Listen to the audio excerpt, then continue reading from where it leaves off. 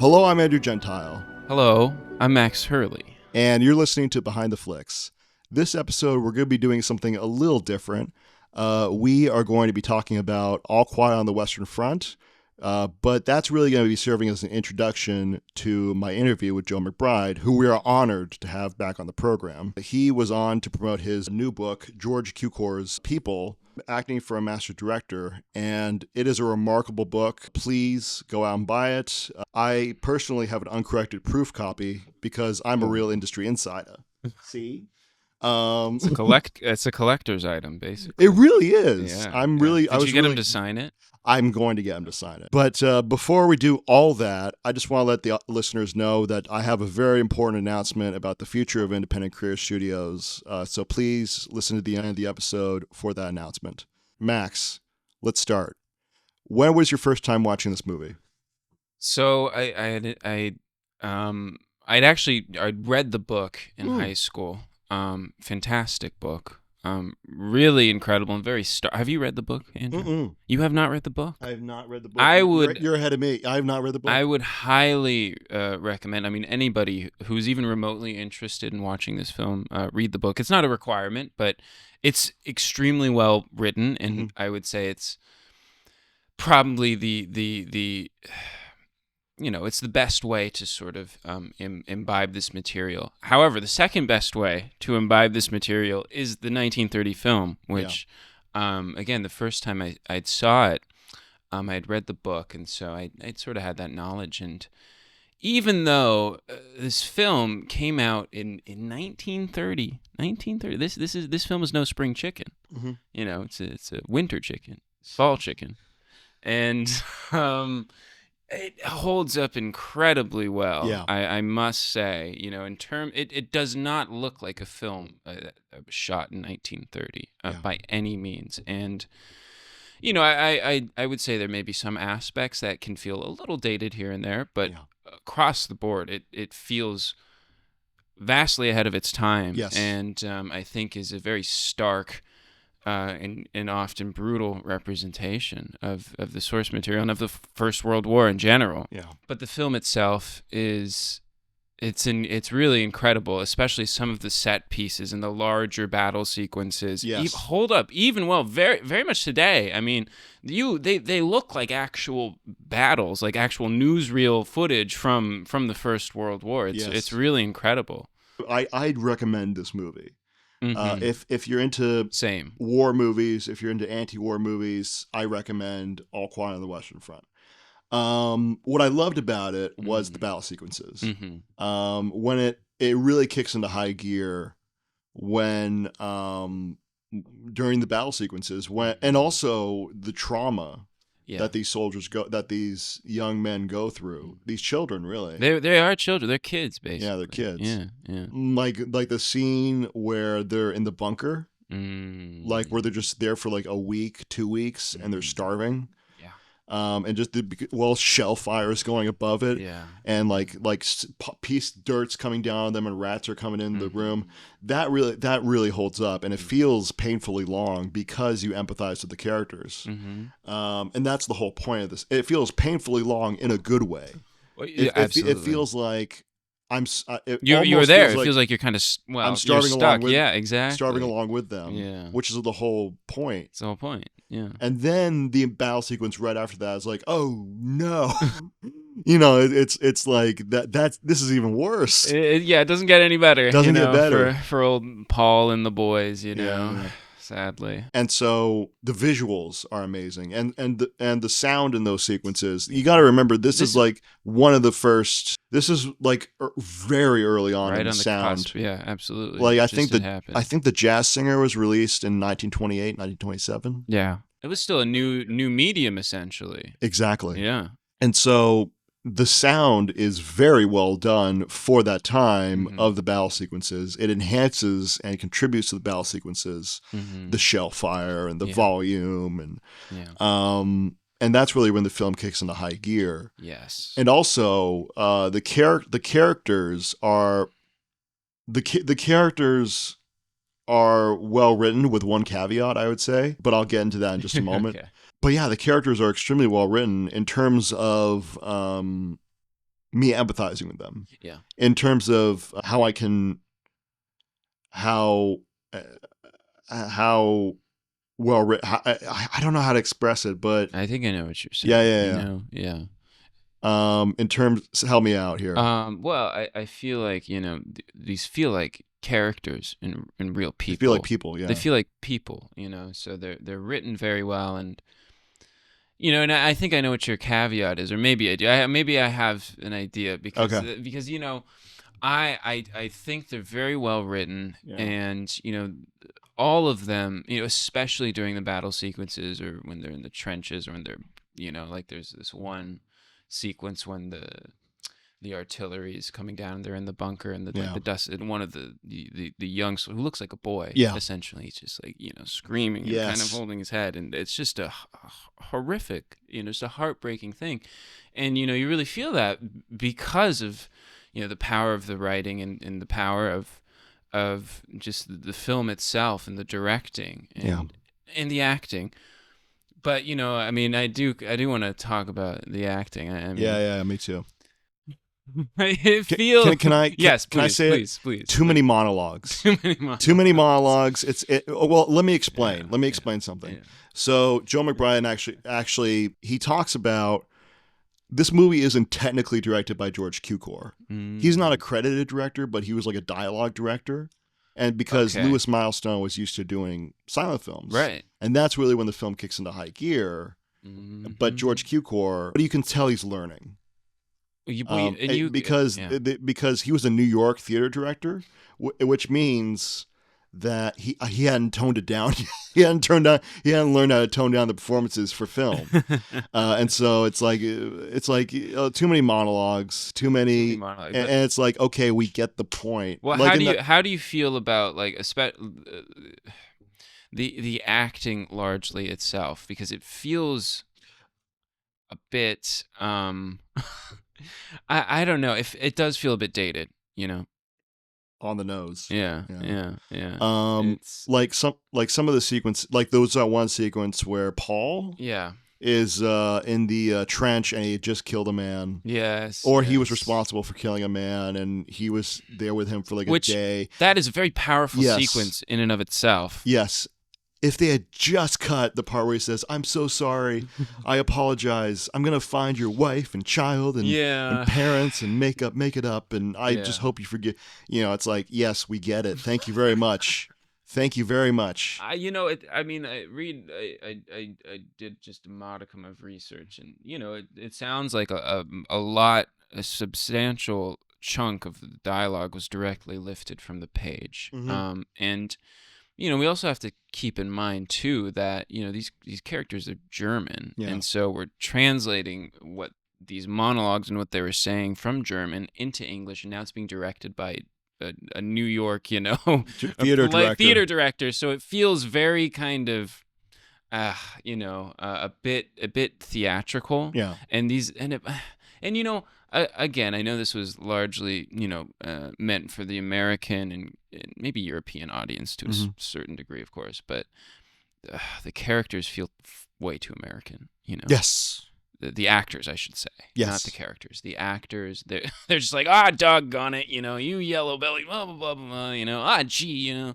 And it's like, they do a good job, you know, and the dialogue itself, you know, often isn't bad or anything, but it's just the acting can feel a bit, I don't know, American. A bit American.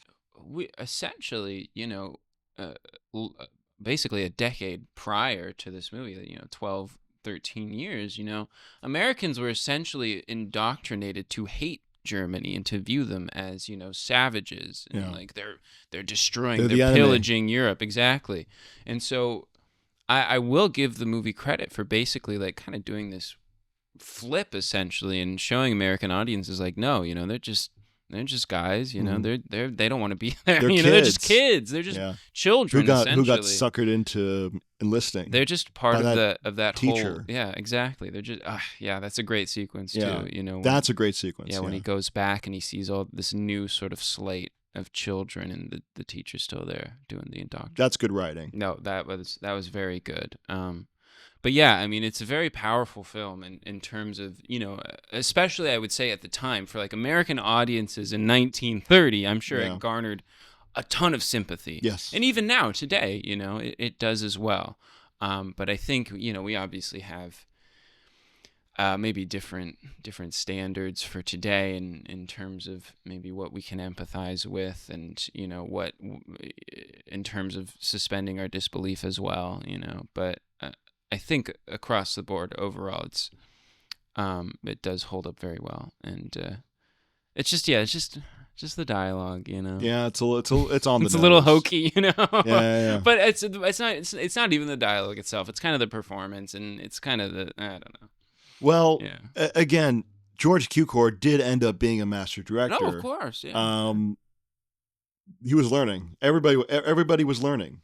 We're all learning every day. Well, the entire Hollywood industry was learning how to convert to sound. They were deciding, well, which way do we go? Do we go a little more theatrical? Do we go for like how people talk in real life? But then the sound equipment was so primitive that it had to be like a certain tenor, like a certain type of voice. Yeah. Like Hollywood industry was still figuring all that out, and how to direct people, to sound like people. It's talkies, yeah, exactly. I mean, how to make talkies talk. I was kind of shocked by how modern the battle sequences feel. Like it felt like Spielberg must have watched some of this for Saving Private Ryan. Of course. I mean it was like a stage like prototype one of what Saving Private Ryan evolved in, of what like movies evolved into, and then we ended up at Saving Private Ryan, which is like the sequences. The opening and the climactic sequence of Saving Private Ryan, that's like the ultimate battle sequences, Yeah, well, you have some very like modern sort of filmmaking techniques where you have like you have crane shots essentially, in this film. Yeah. Showing the entire scale of the battle, and you have hundreds of extras essentially, charging at each other and just engaging in this horrible barbarity essentially. And it all again during I think probably the main sort of battle sequence where you see the French kind of advance and the Germans kind of retreat, and then they have to do a counterattack, and it just the scene kind of perfectly, I'd say, encapsulates just the sheer scale and horror, but also just pointlessness of the war, because they're literally charging and fighting, and men are dying by the dozens essentially for just a tiny little strip of land and of a single trench essentially.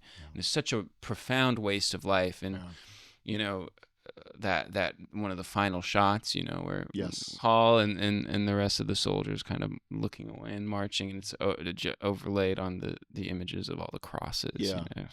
It's very profound images. Listeners have to remember that this was a world war. There had never been a war like this before. And not to this scale, yeah. Not to this scale. I mean, not wars with like trenches and mustard gas and I mean, no, nothing the world had really ever seen. And also, this wasn't World War I when the movie was made. No, it wasn't. It's the Great War. The Great War, yeah. Yeah, we didn't think there was going to be a sequel.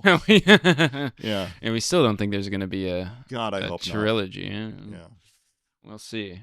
I would definitely say if you're like a military history buff, watch the film without a doubt. Or even if you're just mildly interested at the time, or if you've read the book, you really appreciate the book, definitely read it.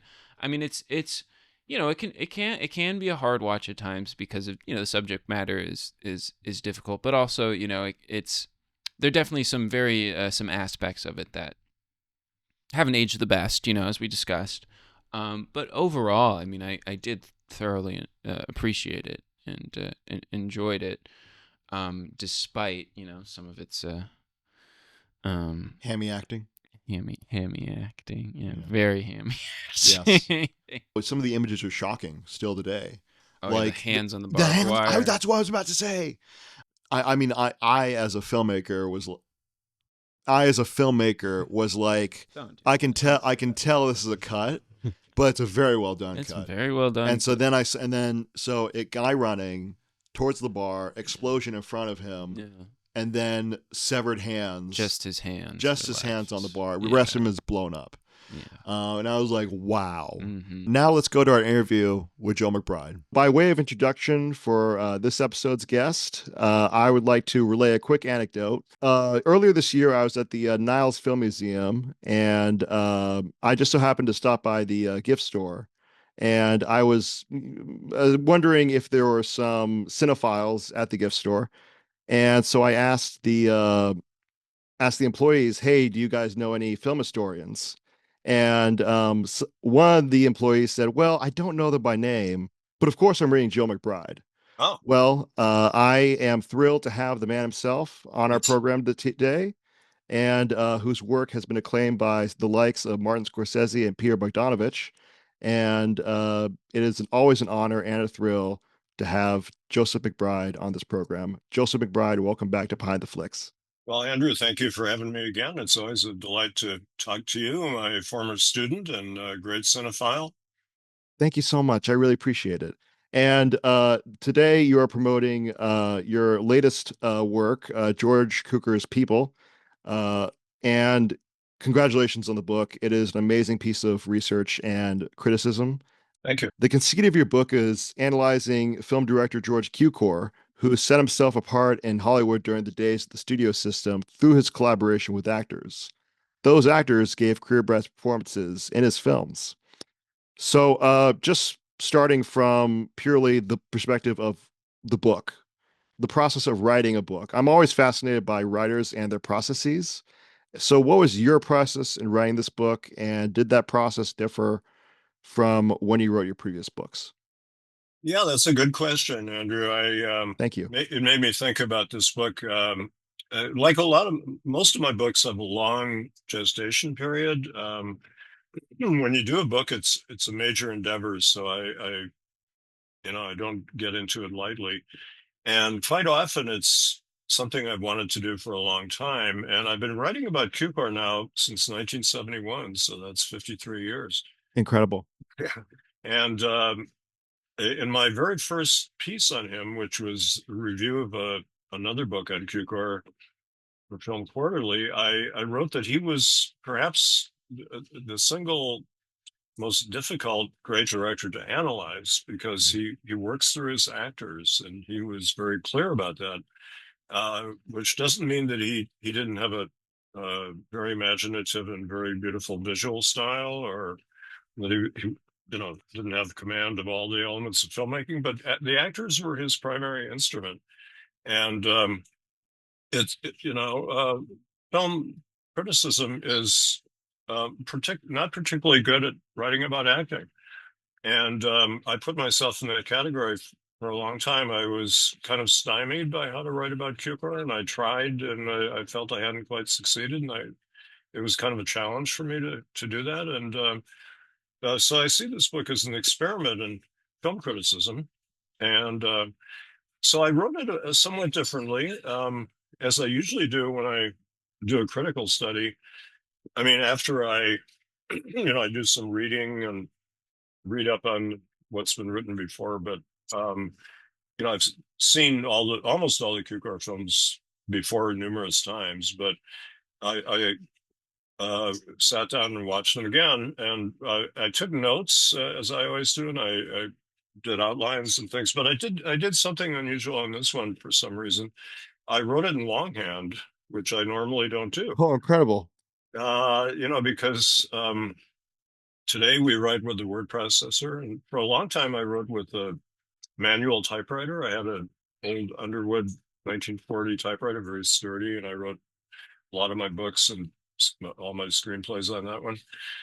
And I had to switch because I couldn't find anybody in Los Angeles who could fix a typewriter anymore. I had one store that would fix my typewriter, and Mm. the guys would go around to garage sales and stuff and cannibalize old machines, but they finally said, we can't fix this typewriter. So I had to switch Wow. to a word processor. But I mean, word processors, I think, are very helpful in writing because the old process of rewriting is made very easy with the word processor, and it's kind of fun to revise things. You're constantly revising.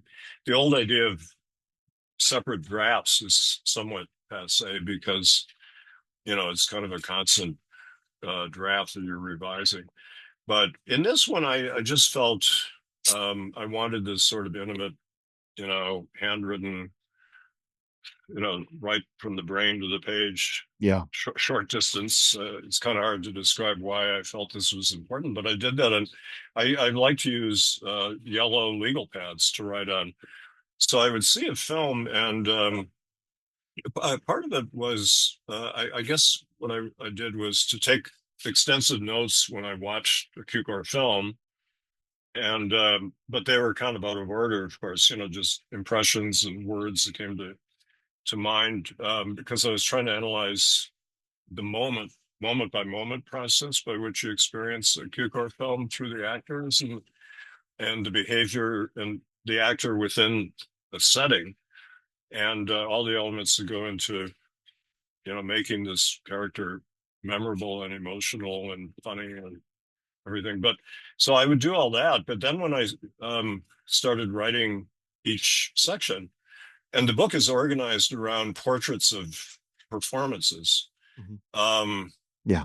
it's not, I got kind of tired of writing film by film by film, the old style of film criticism books. Mhm.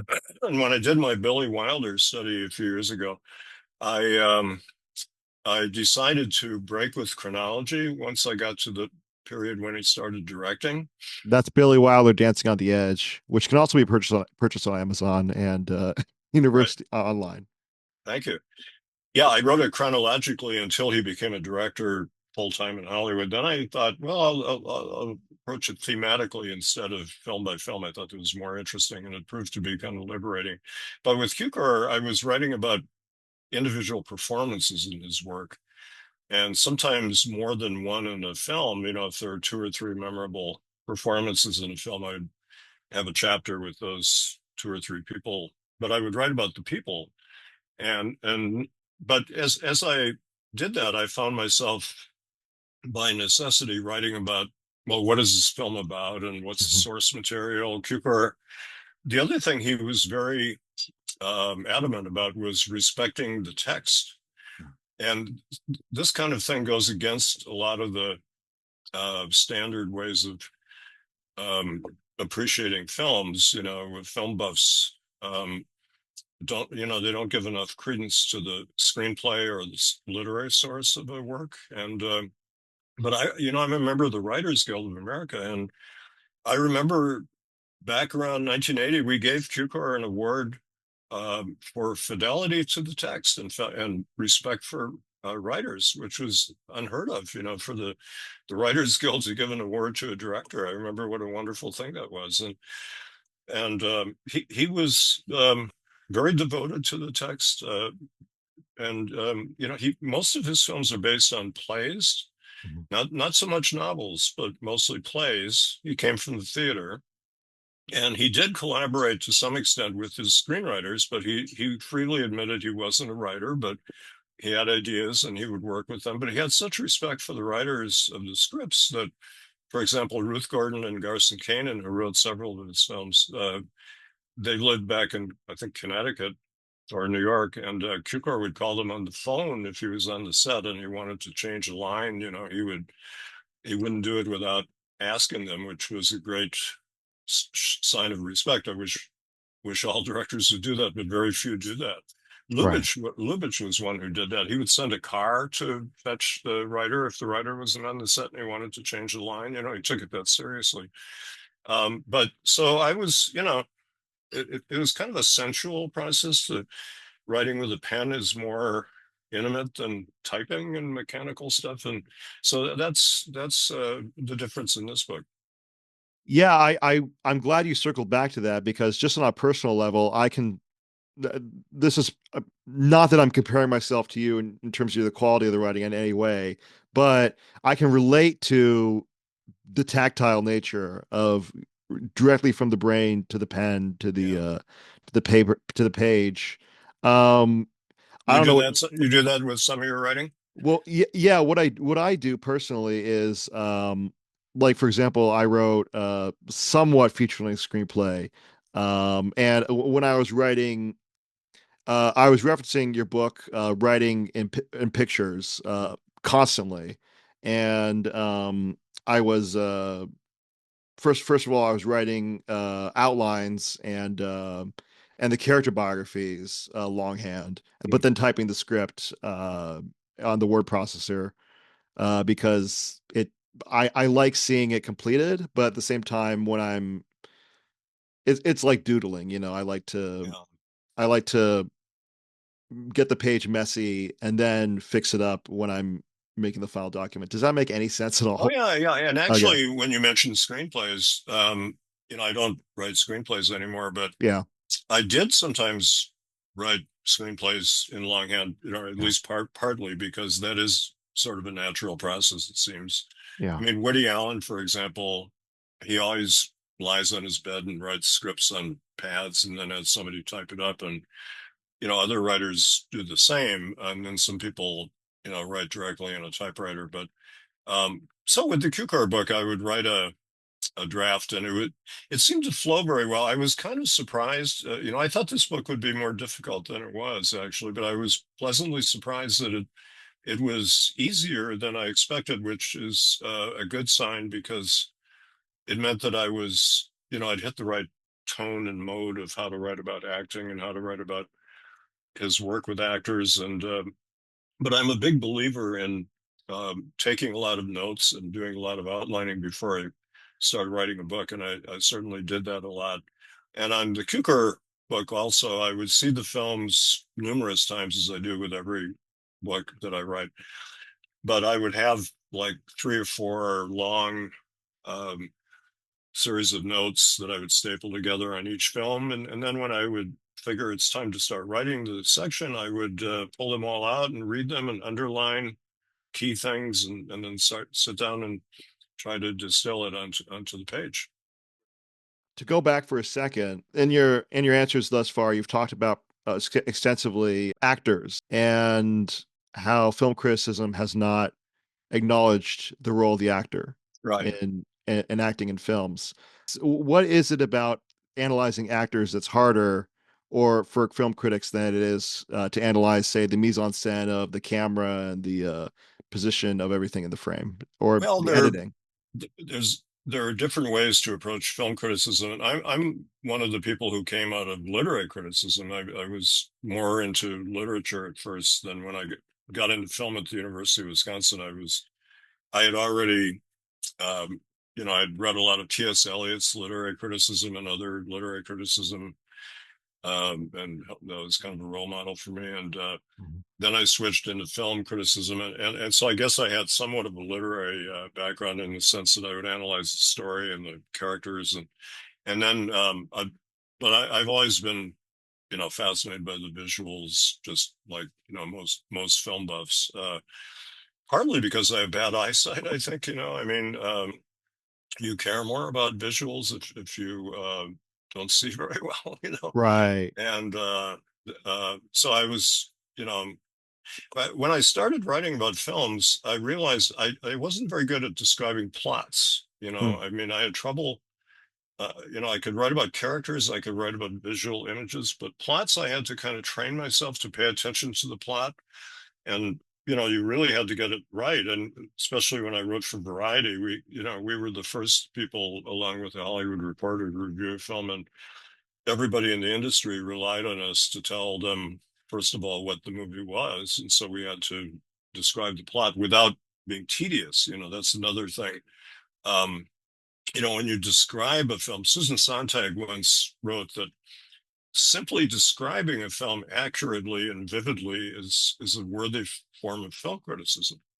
And a lot of the film reviewing back in the old days was very imprecise and very kind of subjective and not really telling you what was happening in the film. It was more kind of just verbiage about what you thought about the film. But to really get into what is happening on the screen at the moment and how does it affect you, and so I learned to do that. And but the acting part, I think it's hard because acting is, first of all, it's describing people. And when I was 9 years old, my parents sent me to a psychologist who wrote a letter about me. I was having trouble. It was my worst time in school. I was getting abused by an insane nun at that time. And she wrote a very, very insightful letter about me. I thought that she said, Joe's problem is he doesn't understand people very well. And, Mm. and she was right at that time. I just didn't understand what people were up to. And so I think my whole life has been devoted to partly to trying to understand people and why they Yeah. act the way they do. Yeah. And that's I guess why I became a critic to some extent, and I was a screenwriter. And but one of the things that I did was very early in my um, career as a film critic, I became an actor just by chance with Orson Welles in 1970 when I was 23.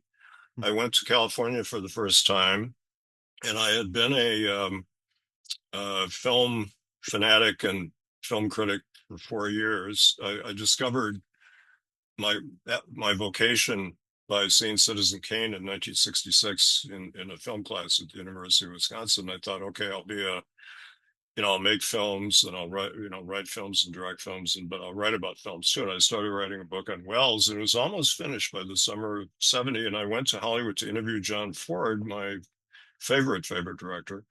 And that very week, I met Ford, Wells, Jean Renoir, my three favorite directors in 1 week. And I also met Peter Bogdanovich, who was just starting out. And I also had a phone call into Alfred Hitchcock asking for an interview. And he called my hotel and said, come on over. And the hotel didn't give me the message until I was about to leave. So I could have seen Hitchcock too. But Wow. um, I remember when I met Renoir the same day I met Ford, and I said, I wanted to be a director. And I said, what advice do you have for me to learn how to be a director? He said, try a little acting, Mhm. which was great advice because he was a great director of actors like Cukor and other people. And he felt you could really understand the whole process of filmmaking better if you were an actor. But then 2 or 3 days later, what was it, a Thursday, I met Ford and Renoir. And on the Friday, I met Wells. And it's kind of a complicated story, but he was about to start shooting The Other Side of the Wind, his roman à clef about Hollywood. Mhm. And he was rounding up film buff types to play, kind of caricatures of themselves. And he asked Bogdanovich to find some funny cinephiles. And Peter had met me in the meantime. And he said, I met this guy who writes on his hand. I'd been to see Fellini's Satyricon, and I'd written all over my hand because I ran out of paper. And I still do that. And Peter said, what is this? And he told Wells, and Wells said, I got to have him in my movie. If somebody who writes on his hand, oh, so funny. So by the Sunday, I was acting for Orson Welles, who I think was, I mean, the greatest director of actors. And you asked me about this in cinema. I would put in the pantheon Wells, Cukor, Bergman, Renoir, Max Ophuls, and Elia Kazan. Those are the greats in Okay. terms of directing actors. They're all great in different ways. And but by the end of the week, I'm acting for Wells. I'd never acted before, unless you count being an altar boy, which is a form of acting, but it's very formalized, formalized. Um, so I was putty in Wells's hands, and he kept calling me back for 5 years in this film because it went on for 5 years. And I since he I didn't have the chutzpah to try to act in front of him. I just did what he told me to do, and I was letter perfect with my lines. I have a tape of the first day shooting, and I had my lines down, but I was pretty much doing exactly what he told me, and I wasn't improvising. And I mean, once or twice I tried to improvise and make up something, and he would yell at me, "Don't do that!" And he actually would shout to me, "Don't act, don't act!" And I was intimidated. But in a Wells film, as Keith Baxter, who played Hal in Chimes of Midnight, said, he said most directors you either move the actors or move the camera, but Wells moves the actors and the camera all the time. It's not totally true, but it's often true. And so his films are very choreographed, and you have to move in a certain way. And but he let me write the dialogue with him. It was my first experience really doing dialogue for an actual film. I was writing screenplays myself by that point, but he wanted my input. And originally, he was going to have the whole cast kind of make up their own dialogue, but it turned out I was about the only one who did that. But he would talk to me for like an hour before every scene and say, "What would you say?" Because I was supposed to follow John Huston around and ask him sort of silly film buff questions. So I'd think of things, and then Wells would pick out the ones he liked and then make them sound more pretentious. And then he would type it up and hand it to me, and I could not alter that once it was typed up. But anyway, so this was my film school. So I was directed by this really great director of actors, and I also got to watch him direct all kinds of other people, a very kind of diverse cast, including Oscar winners and John Huston and young actors, older actors, character actors, all kinds of different people, very eclectic. And Wells directed everybody differently. That was one of the main characteristics I noticed. Just a little anecdote to illustrate something about film acting. I interviewed Hank Worden, who people will know from The Searchers. He plays Old Mose, the eccentric old cooch. And he's a wonderful character actor, funny guy who's in a lot of Ford films and some Wayne films. And I said to him, "What's the difference between John Ford as a director and John Wayne as a director?" And he said, "Well, Wayne would do whatever Ford wanted because Wayne was smart enough to know that Ford was the guy who gave him his whole career, basically. And but Ford would yell at him a lot and kind of treat him roughly, but Wayne would take it. Wayne was tough. But Ford really badgered him into performances, and kind of, as Claire Trevor told me, who was in Stagecoach, Ford took away a lot of Wayne's bad habits that he had developed in B westerns. But so he would yell at Wayne, and then he said, but on the Alamo, Wayne thought the way to direct actors was to yell at everybody because Ford yelled at him. And he said, I don't respond well to being yelled at. He said, I'm a sensitive kind of guy. And if I get yelled at, I get kind of tense and stiff. And I don't think I'm very good in the Alamo because of that. I thought that was a really interesting insight.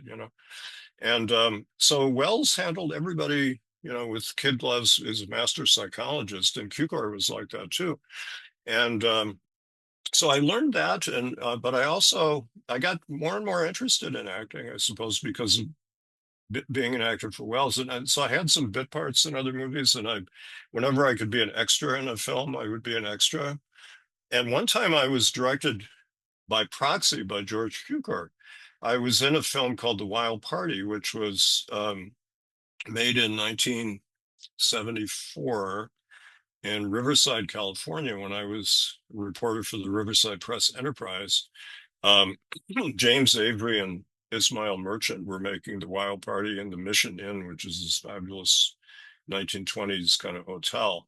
Wow. And it's sort of a takeoff on the Fatty Arbuckle party. And Mm. so it was a 1920s Hollywood party. And so I talked my way into Just for the listeners at home, there was a Fatty Arbuckle was a silent film star, and there was a big scandal with him in the 1920s. Please continue. yeah, there was a party at the Yeah, yeah. St. Francis Hotel in San Francisco, and a girl died as a result. But He was eventually he was exonerated yeah, by two juries. Found him not guilty, but he was blacklisted by the industry anyway, yeah. even though he didn't. He was railroaded. But anyway, um, so the assistant director came to me in the party scene. It was in. James Coco played the lead role. And AD came over to me and he said, "You're a young son of a Hollywood producer, or the son of a studio chief, and you're on the make at this party because you want to be a producer yourself, and you're kind of aggressive."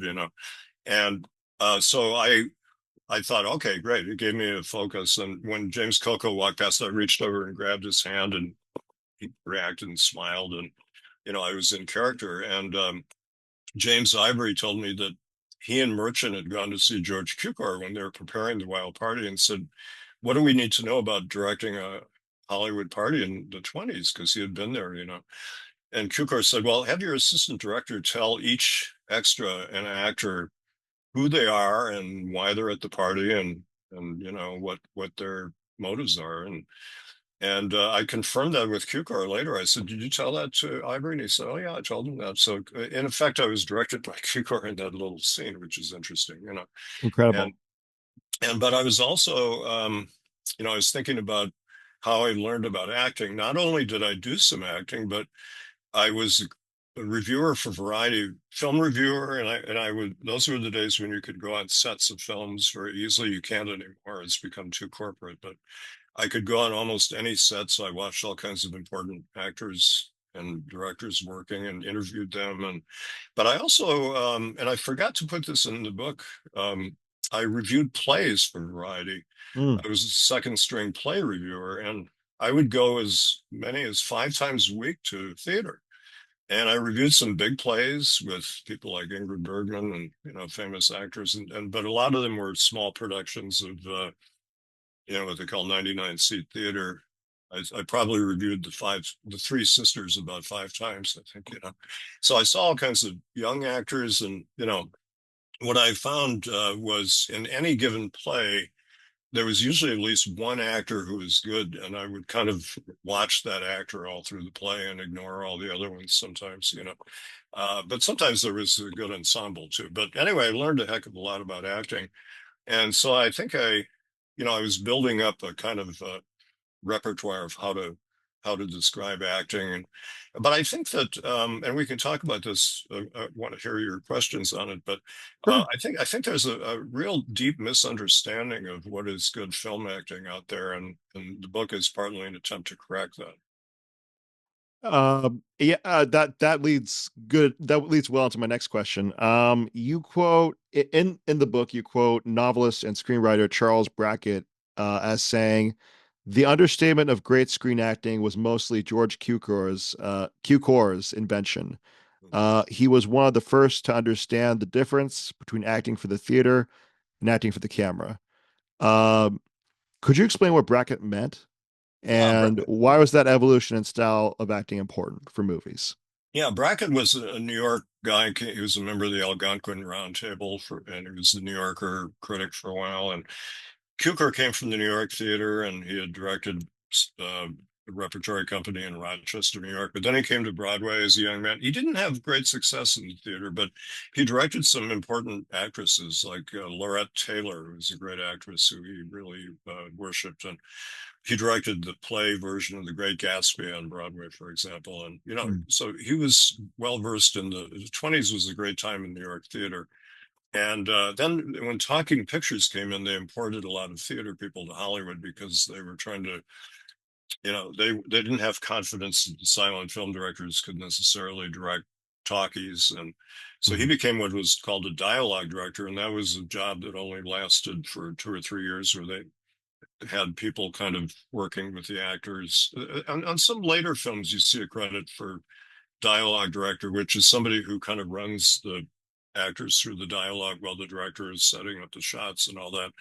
Um, but it was a real job back in the early talking picture days. And then Cukor, when he started getting a chance to direct his own films, had to have a co-director for 3 films. mm, Even John Ford was stuck with a co-director for 2 or 3 films, mm, and these were guys who, I mean, in Cukor's case, there were people who knew about the camera, and he admitted he didn't know much about the camera at first, but he learned quickly.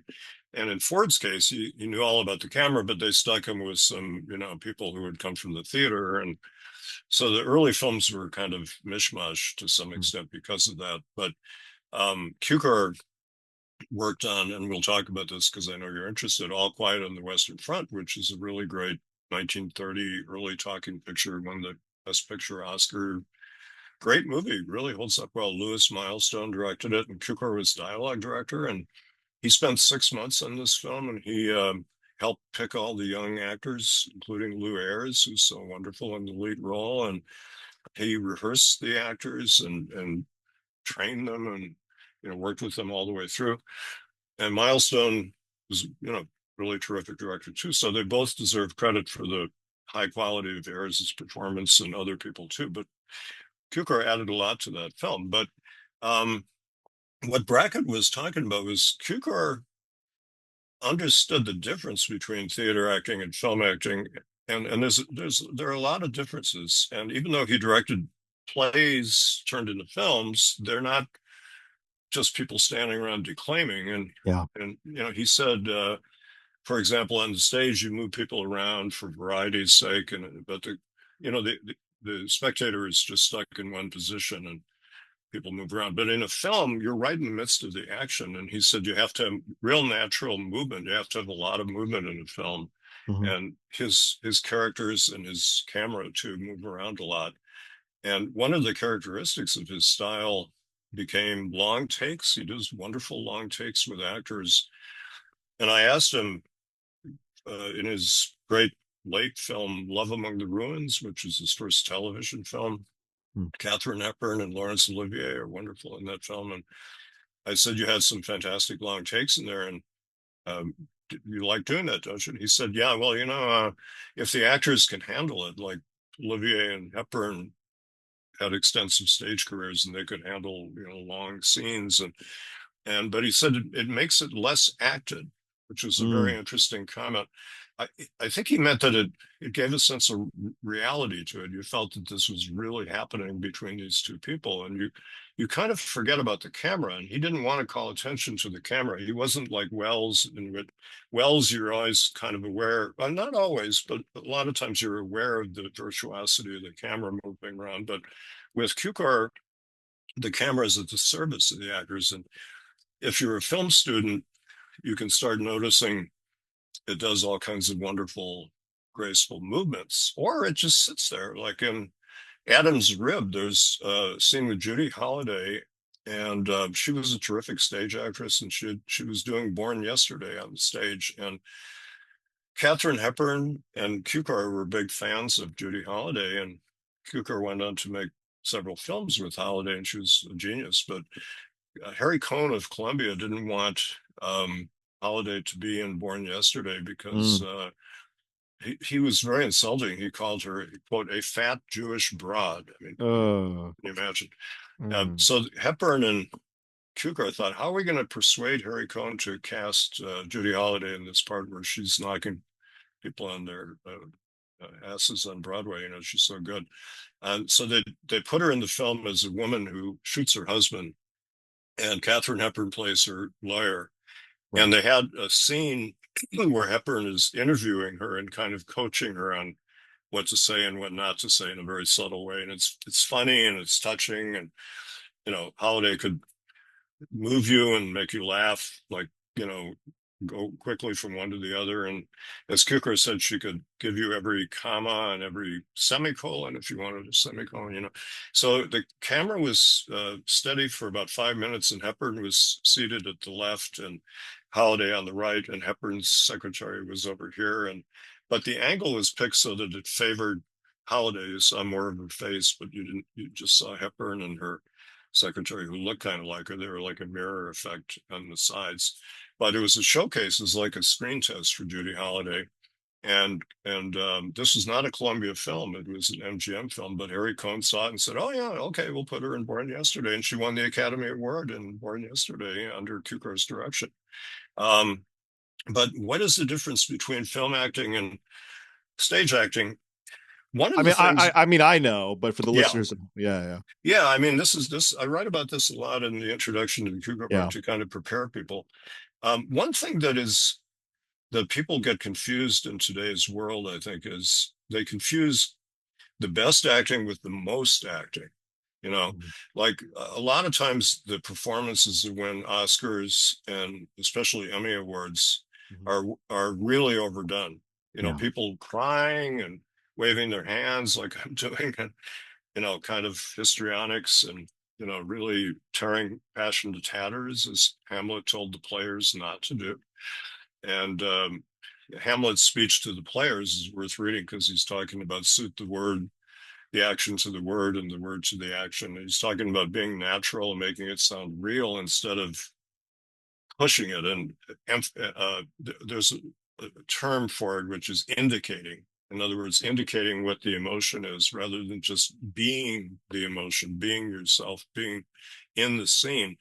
And I remember John Ford told Priscilla Bonner, who is a silent film actress in one of his films, and she told me, she said, Ford said to her, you know, when you're in a scene, just think very deeply about what you're feeling and thinking in the scene, and it'll come across to the audience through your face and your Yeah. eyes. He said, look at the eyes. He was asked how to look at a film. He said, look at the eyes. And Bonner quoted that, and that's so true. In other words, you don't have to work at it. And there's a great story. Jack Lemmon did his first film for George Cukor, It Should Happen to You, and he had done a lot of plays and TV work. And he said he was kind of overacting and he was playing to the balcony like you do in the theater. And Cukor kept saying, "Oh, that's really good, dear boy, but a little less, a little less." And then he'd do it again and tone it down a bit, and Cooper would say, "Oh, that's fine, fine, but less, less, less," you know. And finally, Lemon told me, he said, I was getting kind of upset about this. He's a very cooperative kind of actor, but he's getting kind of touchy. And Cooper said, "Well, you know," and he said, "Are you going to tell me to do a little less?" Or what he said was, "No, are you going to tell me not to act at all?" And Cukor said, "Oh, yes, please, dear boy, please, please don't act." You know, and he said that was the best lesson he got in movies, and it launched him on his whole career. And I remembered that Wells used to shout at me, "Don't act," when I was in the other side of the wind. I was different because, unlike Lemon, who was very accomplished, I didn't have any technique to rely on. I didn't have any training. So Mm. if I tried to act, I would have been bad. But if I was just somehow myself, I could be okay and be molded into what Wells wanted. And so I read that on Magnificent Ambersons, Wells would shout at Tim Holt, "Don't act, don't act." I was happy to read that, even though Tim Holt was a very good, accomplished actor when he did that film, but he was not a star. You know, he wasn't a polished star. And what stars do, there's a big misunderstanding about a star. And I go into this in the George Cukor's People. Um, Sometimes people often attack certain stars for, quote, playing themselves. And I use John Wayne as an example. He's my favorite film actor.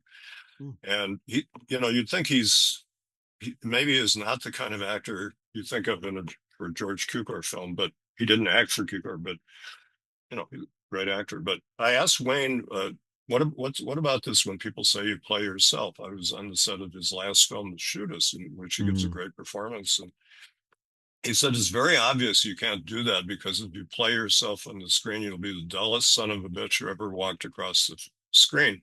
And he said, what you have to do is shape a persona, a personality, and you play a personality. And he said, I think I may have come up with a personality that's closer to who I am than most people. That's his modest way of saying that's why I'm a star. And but he didn't point out, but we know that he learned how to walk. He learned that John Wayne walked specifically with the help of an actor named Paul Fix, and he learned certain ways of talking. Wayne said to me, he said, I only have one trick, which is I stop in the middle of a sentence so you don't look away, and I don't stop at the end of the sentence so you don't look away. And he said, that's about all I do.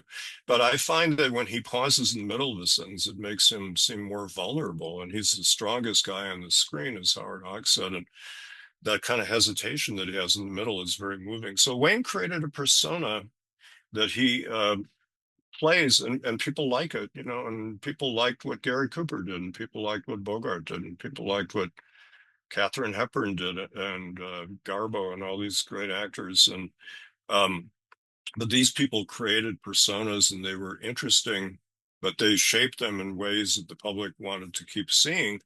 But they needed the help of a great director like Cukor, who, by the way, is over on my left there. Yeah. This was the 1975 party for Francois Truffaut's Story of Adele H. There he is with Cukor, and I'm on the right here. Uh, um, Truffaut was a young critic on Cahiers du Cinema who reviewed Cukor films and admired him a lot. He said, out of every 5 films Cukor made, this wonderful director makes, he said to be one masterpiece and 3 really good films and 1 good film, you know. Yeah. And but he said Cukor is not the kind of director you write about. He's the kind of director you talk about with your friends in a cafe, which is an interesting comment. So I took it upon myself, how do you write about this guy? And he works through the actors. And um, you know, the whole idea of less, less, less. Cukor said acting in film is who you are, not what you're pretending to be. And people who pretend to be something are kind of phonies in a sense, you know, but you create a persona that is bigger than yourself or whatever. Maybe off screen, you're not exactly like that. Like Henry Fonda, I was always struck when I was a kid. Henry Fonda was on The Tonight Show and he said, you know, I don't like being myself, but that's why I'm an actor because I can play different people. And I thought, wow, I never thought of that before. But that's kind of what actors do. And Fonda created a certain persona that we recognize. And some personas have more range than others, but anyway, Cukor molded Katharine Hepburn, who was a very unusual, eccentric kind of young actress, and it took his genius to recognize her great qualities. A lot of directors would have said, "No, she's too strange" or whatever, or people thought she was not attractive or whatever, you know. But he put her in her first film, Bill of Divorcement, and he guided her through 9 more films, including a lot of her best films like Little Women and Sylvia Scarlett and Philadelphia Story. yeah, Adam's Rib, Philadelphia Story. So many good films. And but you know, he guided her and you know, he would keep her from overdoing certain things. Like she has a tendency to cry too much and she recognized that and he would restrain her from certain things. And he said, and Orson Welles said this too, that a director is simply the audience. Wells said that's what the director is. He supplies what's missing in the making of a motion picture, the audience. In other words, in a play, you have an audience that laughs immediately if they're amused or they look moved or whatever. But in a film, you're on the stage with a bunch of crew people who aren't supposed to react, you know, and they're all kind of businesslike. And then, but the director, Cukor had this very mobile face and he would make these faces behind the camera. And sometimes the actors were disconcerted because he would make these sort of grotesque faces. And like Garbo asked him to stand over to the side because she found it distracting. But it's also a question of dropping the right words in at the right time and understanding the psychology of the actor and what they need to hear at a certain time that will work for them. And Cukor could be extremely gentle or it could be tough. It depended on the actor, you know.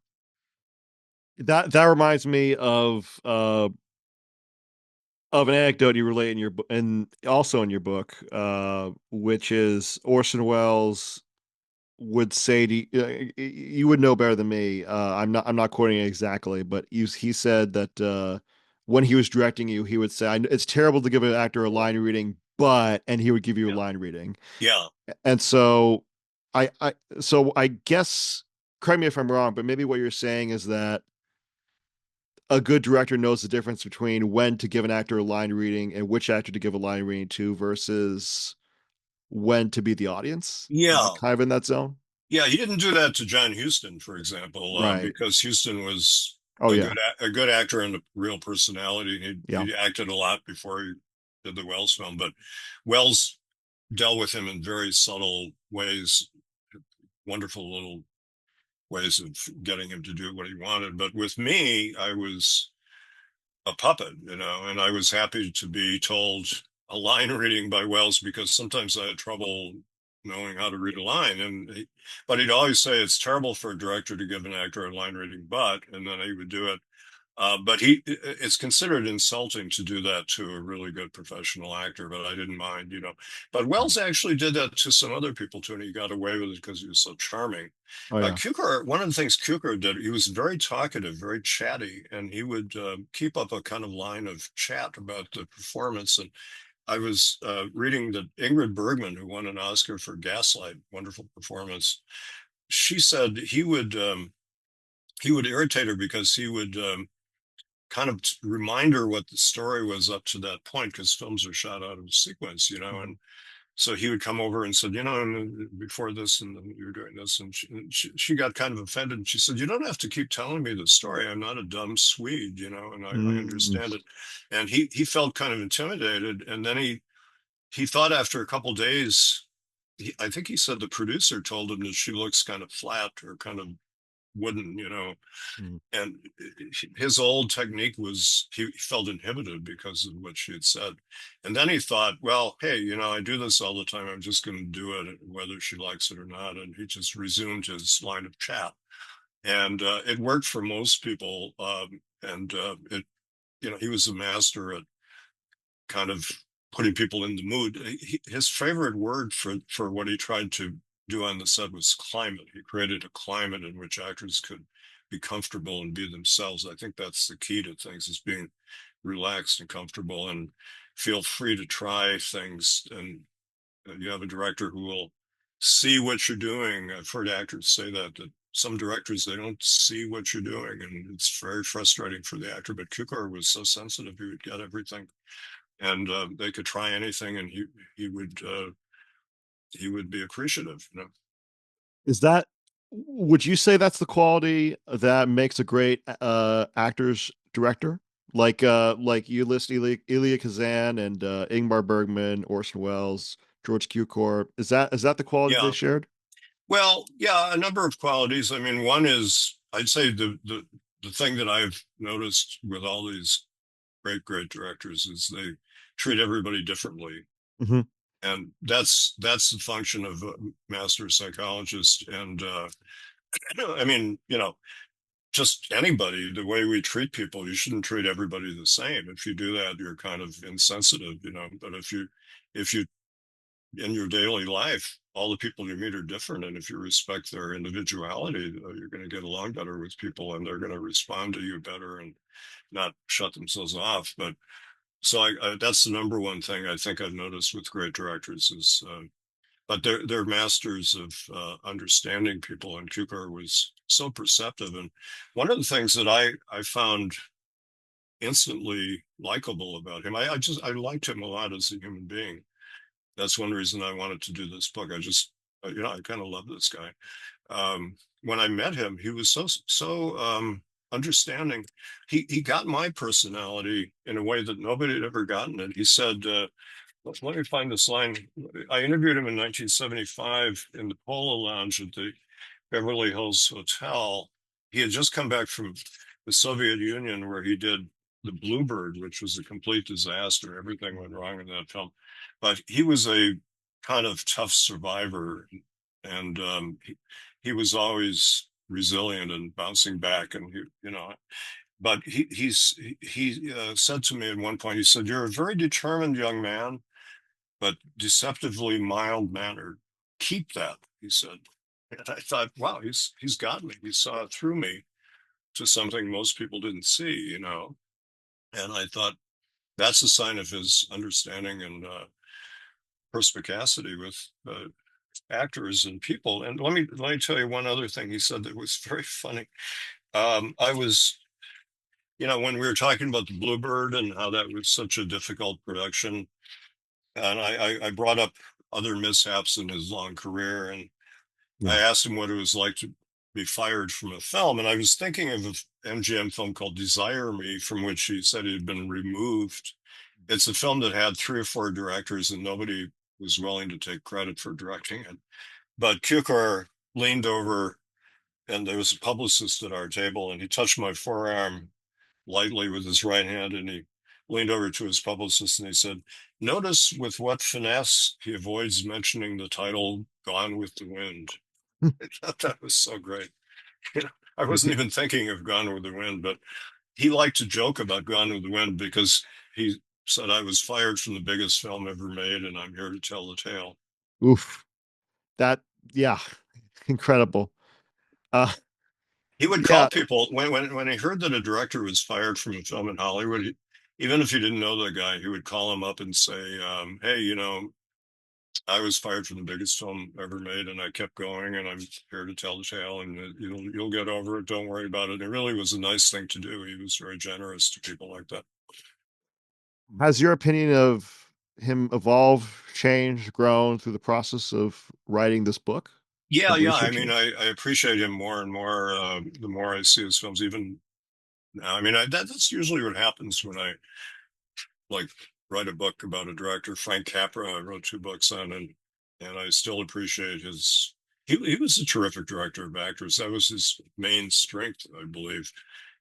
He understood people well, or at least understood actors well. You know, actors understanding actors is not necessarily the same thing as understanding people. I mean, it's there was a famous uh, essay on Brando by Truman Capote who said there's a certain kind of actor's intelligence that's different from ordinary intelligence, you know.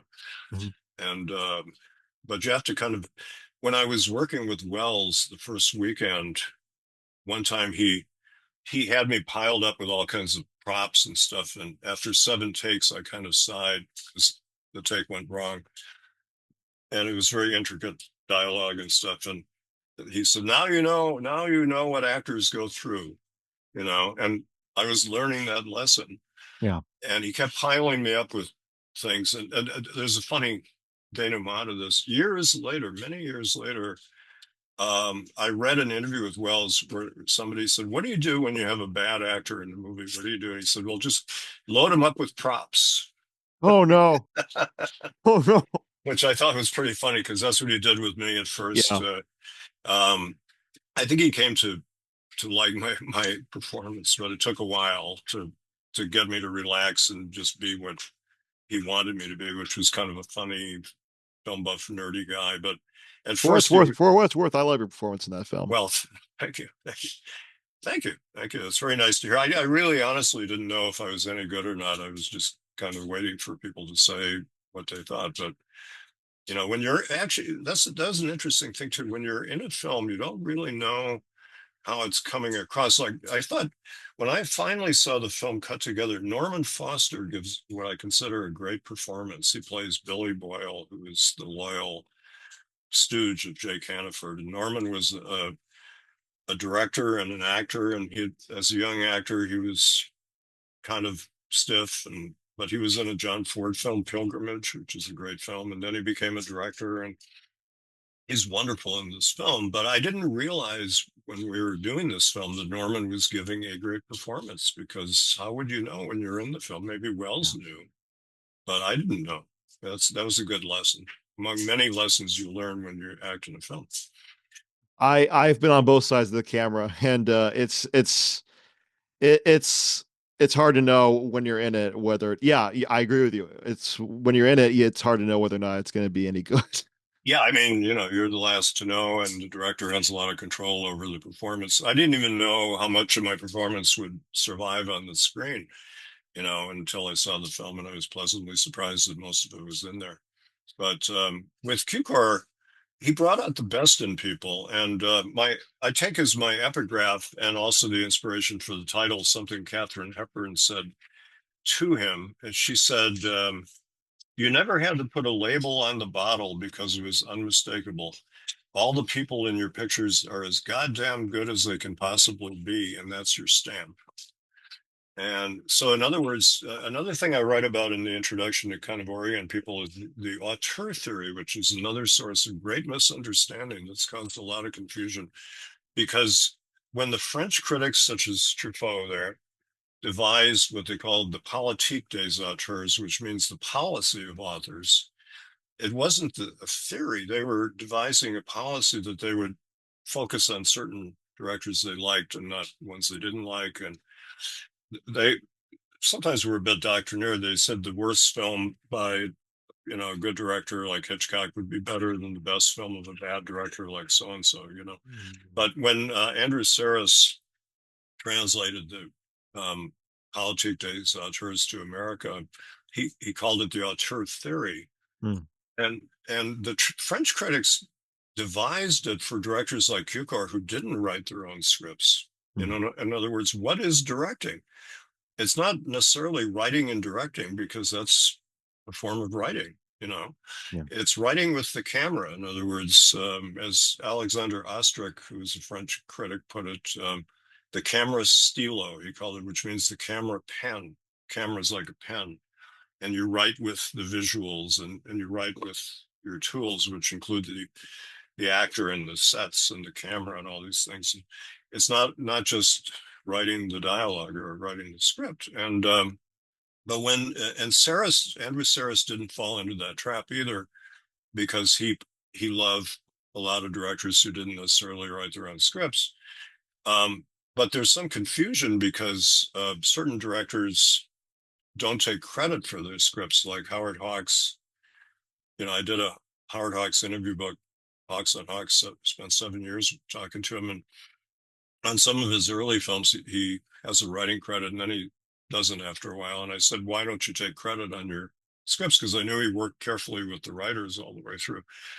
And he said, because if I did, I couldn't get such good writers to work with me, which I thought was extremely smart, because good writers get offended if you try to take credit for their work. And, writers are shafted all the time in film. So Capra, in contrast, started taking credit for the actors' work, both in interviews and on screen. And then, I mean, for the writers' work. And people like Robert Riskin, Joe Swerling didn't want to work with Capra anymore. And so his quality of his work plummeted. And but Hawks didn't have that kind of false ego. Hawks felt confident just directing a film.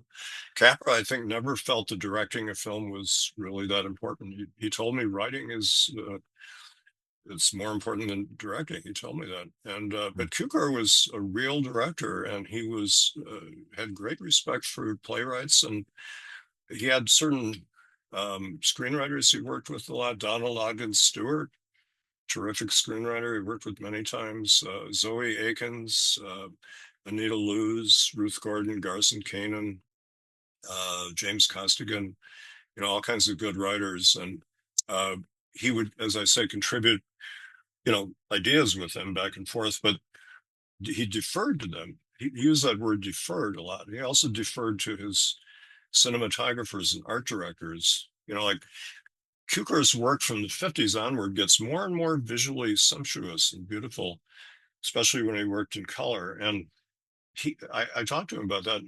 He said, well, maybe my visual style got better when I started working with Gene Allen. Gene Allen was an art director he started working with on A Star is Born, which I think is Cukor's greatest film.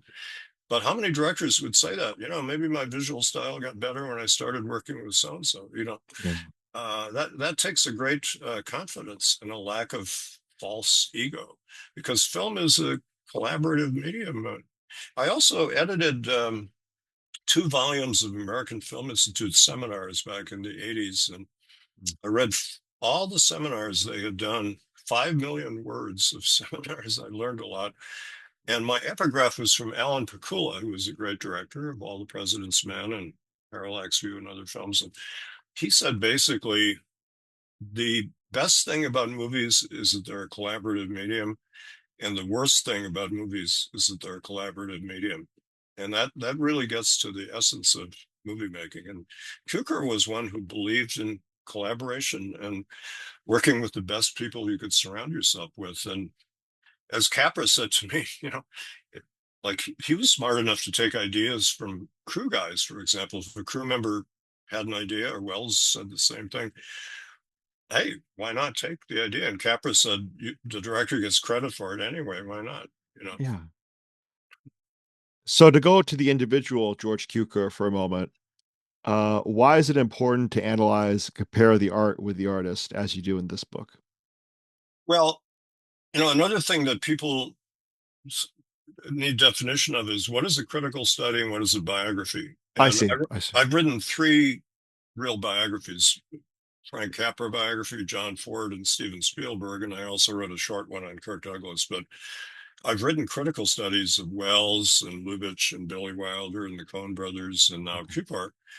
And a critical study is, it's funny how people, even reviewers, sometimes get confused. They call my books biographies. I haven't written a biography since 2001, when I did my Ford book, Searching for John Ford. A biography, you go out and you do a tremendous amount of research and archives and interview everybody you can find, and you travel around to all the places that person lived in, and it's a massive job. And frankly, I can't afford to do that anymore. It's too big an undertaking, and I did it 3 times. And the problem is that there is not that much interest out there in movie directors, frankly, to support the amount of work and money that goes into a biography. But I've gone back to what I did when I started, which is writing critical studies. I did one on Wells, I did one on Ford with Michael Wilmington. Those are my first um, major film books, and that's a study of the work. It's just, analyzing the films. And you burrow into the films, but you also try to learn everything you can about the making of the films and the reception of the films, and you learn about the life of the filmmaker and his collaborators and whatever. But the main focus is on the work, and Yeah. information about somebody's life can be valuable, but it it's a support to your critical analysis, and it shouldn't be a substitute for it. And sometimes people get mixed up because, let's say, a director doesn't like one of his films, which often happens because of something that went wrong in the film, or it flopped or whatever. And Billy Wilder, for example, he would disparage Kiss Me Stupid because it was a notorious flop, and he got really lambasted by people. But I think it's a great film. I think it's one of his best films. But people will quote Billy Wilder as saying it didn't come off, or I made a mistake, or whatever, but they're wrong. I mean, it's just a great film. But you have to be able to differentiate the person from the work. Yeah. And but some person made the film, but that person was not the only one making the film either. There were, hundreds of people working on, say, My Fair Lady, Cukor's um, biggest production, and Gone with the Wind, which is, in that case, David O. Selznick, the producer, was the dominant creative force, not the 5 directors who worked on the film. Well, can I dive a little more into that question? So I suppose what I was referring to was that in your book you described Cukor as a partially closeted gay director. Right. Um, and then you described also in your book how it can be viewed, his films can be viewed through a queer lens. Why was that important to include in this book for you? Well, I'll just tell one interesting little tale. I Please. mentioned to somebody at the American Film Institute, I used to write the American Film Institute Life Achievement Award shows. And one year I heard that George Cukor showed up at the Kennedy Center with a bunch of young male friends and admirers, and he was kind Mhm. of lobbying that he should get the award, which he should have gotten the award. Yeah. And I said to somebody at the AFI who worked on the shows, I said, he would be the first gay director to get the award. And she said, "How would we know?" And I thought that Mm. was a very smart comment, because how would we know? You Right. know, um, it doesn't matter, but it does matter to Yeah. some extent. It's part of the data surrounding a film. He was often, let's get into it this way. He was often called a woman's director. This was the marketing thing. Like Hitchcock is called the master of suspense, which is a term I try not to use. But people just always identify Hitchcock as the master of suspense, and they have certain cliches they use. But Cukor was labeled woman's director because he certainly worked with many great actresses, Katharine Hepburn, Greta Garbo. He made The Women with 235 women and no men in the cast, and that's when the label really stuck, because MGM promoted him as the great women's director, and women felt very comfortable with him because he was different from a lot of the macho male heterosexual directors back then would be hitting on the actresses, just to use Mm. one really crude point. Cukor didn't do that. He was a gentleman, and he didn't, harass them or whatever, like some directors. Right. Right. Not that all directors harassed women, but enough of them did. Yeah. But he also, as he himself would point out, with increasing irascibility, he worked with so many great men. He directed some of the greatest performances of Spencer Tracy. He did a lot of films with Tracy, and he directed James Mason in The Star Is Born. He directed John Barrymore in a number of films, and Cary Grant. he kind of helped create the career of Cary Grant with Sylvia Scarlett. And then, just one after another. Jimmy Stewart won his Oscar for the Philadelphia Story under Cukor's direction. He's marvelous in that film. Charles Boyer, you could just go on and on. So he was just a great actor as director, period. But he had that label of being a woman's director, which I think was a kind of a coded way of saying he's gay. Mm. And it limits somebody to some extent because, I mean, the most notorious example was his firing from Gone with the Wind. Patrick McGilligan, my friend who wrote a good biography of Cukor, George Cukor, Cukor, A Double Life, said that Clark Gable, um, at one point said on the set, I can't work with him because I want to be directed by a fairy. I want to be directed by a real Mm. man. He said, it was a Mm. real horrible episode. And he thought that Cukor would throw the film to the actresses, Vivian Leigh and Olivia de Havilland. And Cukor walked off the set, and he usually didn't talk about that, according to McGilligan. He would normally just say, he wouldn't mention that episode, but he would bring it up with close friends behind closed doors. But that was an element in his being let go from that film. There were other problems he had too, because Selznick, the producer, was, leaning down his neck and wanted to see a rehearsal of every scene. And, Cukor felt that his directorial rights were being interfered with, etc. But, here's an example of a macho kind of actor who um, felt that he sort of felt uncomfortable with Cukor because he was homophobic, and he was also anti-Semitic, and Cukor was Jewish.